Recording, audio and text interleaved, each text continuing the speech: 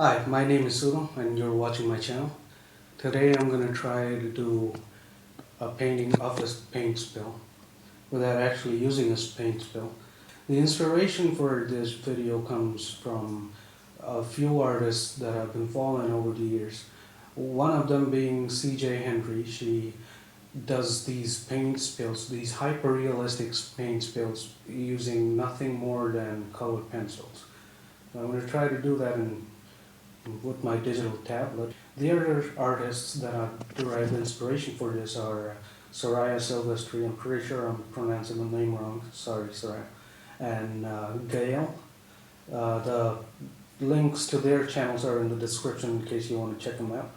They spill acrylic paint on their media and manipulate the media itself to create abstract artworks. And if you are a returning subscriber, you might have noticed my beard is gone. I'm not sure if this looks better or if it's a terrible mistake. Let me know down in the comments, and don't forget to like, share, and subscribe. Let's go.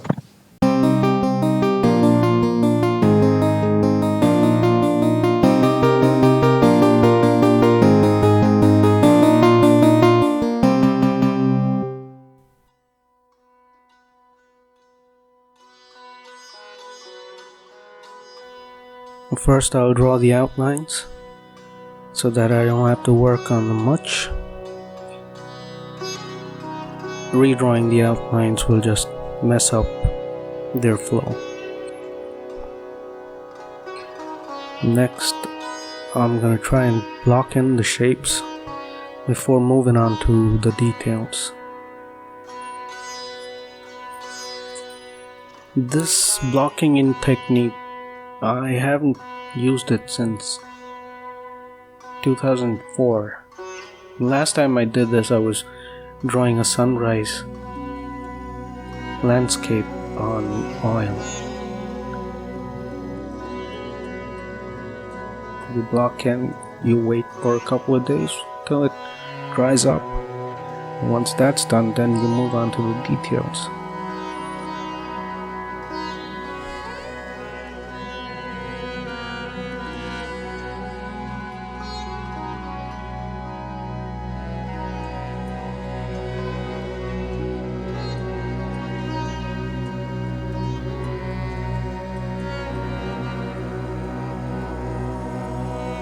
I'm assuming the light's coming from the left here. So that's the highlights you see.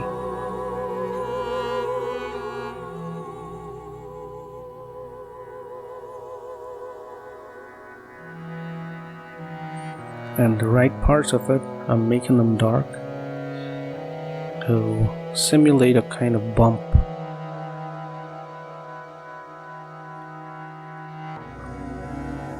So the middle portion of this, I'm assuming for the most part, is elevated from the paper.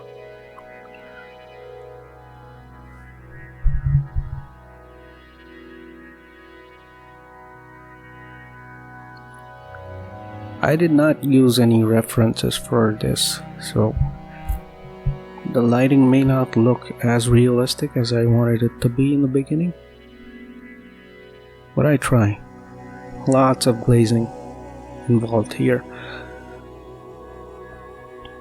I'm not making any effort to blend in the colors as of yet, but I'll be doing that later.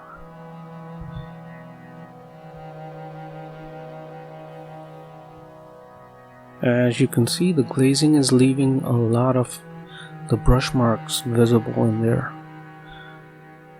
which of course we'll take care of while we are blending it.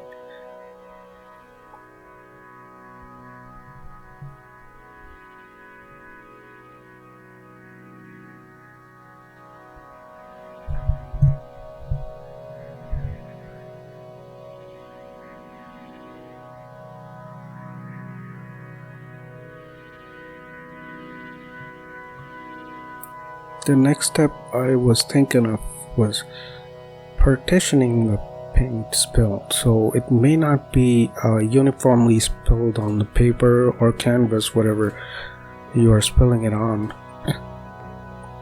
So there will be parts of it which have bumps, and then the paint will separate into different strains, if you will. So each strain will have its own bumps and its own shadowy parts.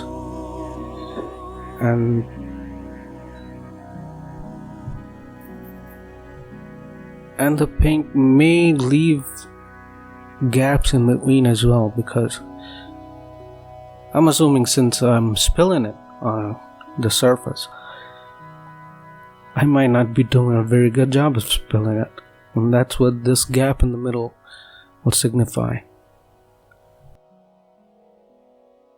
As far as any realistic piece of art is concerned, you can't make it look realistic, in my experience, without the shadows. Shadows are a very important part of it. But one thing I have learned over and over again, that you can't overdo the shadows.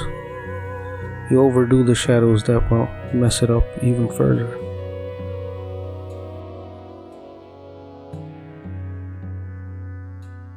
Not too many patches, so I covered up the 2 extra patches I made. One looks better.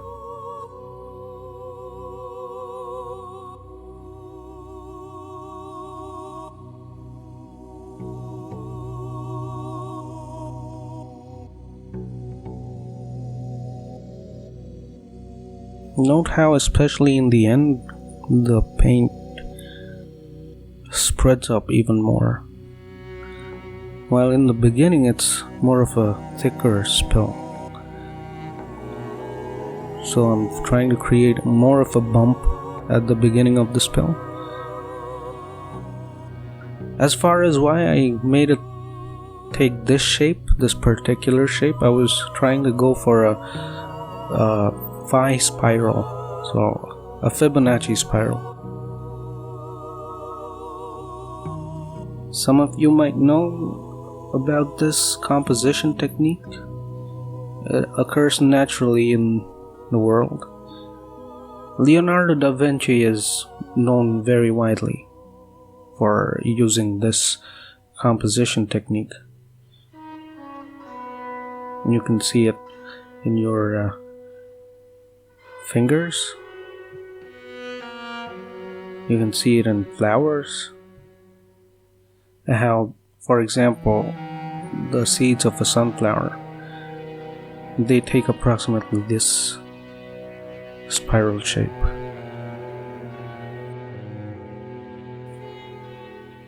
Must admit, I don't know very much about this composition technique, but I have used it quite a few times in my photography. And I only learned about it recently in the last decade.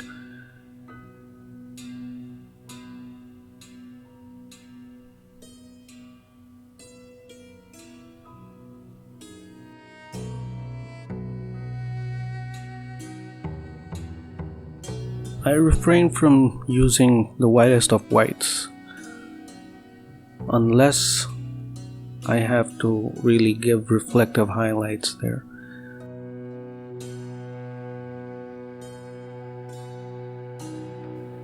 Which is what I was doing here.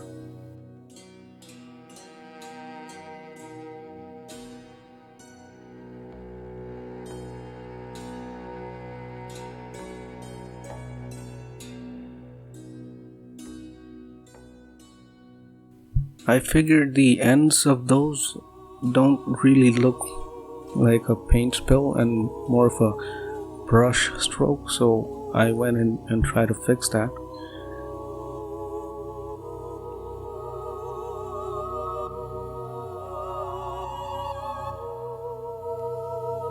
It could have been better, a lot better, but then.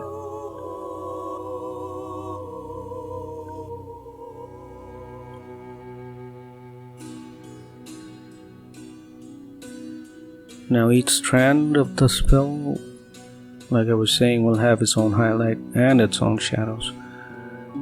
casting shadows on the other strand, and so on and so forth.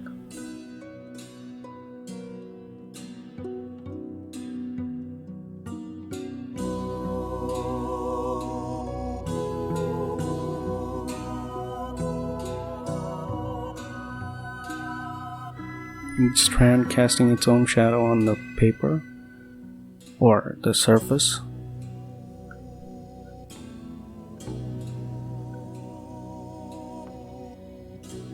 And that's it. If you like the video, click the like. If you dislike it, click dislike. And consider subscribing. Thanks for watching.